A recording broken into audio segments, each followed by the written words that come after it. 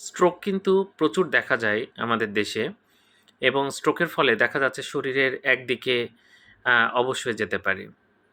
অনেকের ক্ষেত্রে কথা জড়িয়ে যায়, সেটা আমরা দেখতে পাই।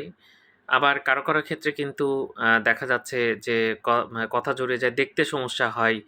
আ অনেকের আবার একদিকে জ্বালা যন্ত্রণা হতে পারে, এরকমও কিন্তু আমরা দেখতে পাই। ব্রেইনের কোথায় স্ট্রোক হয়েছে তার উপর নির্ভর করে সাধারণত এই সিম্পটমগুলো থাকে।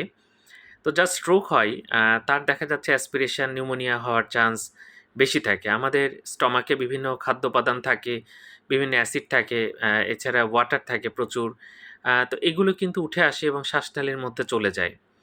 স্ট্রোক হলে অনেকের কিন্তু সেন্স থাকে না এবং তার ফলে কিন্তু এই যে উপাদানগুলো সেটা কিন্তু ফুসফুসের মধ্যে চলে যায় এবং এই সময় যে নিউমোনিয়াটা হয় সেটাকে আমরা অ্যাসপিরেশন নিউমোনিয়া বলি। এটা প্রচুর রোগী কিন্তু আমরা নিউরোমেডিসিন ওয়ার্ডে দেখতে পাই। তো যাই হোক, এটা একটু সাবধানে রাখতে হবে যারা স্ট্রোকের রোগী, না হলে কিন্তু এরকম নিউমোনিয়া হতে পারে। ধন্যবাদ সবাইকে।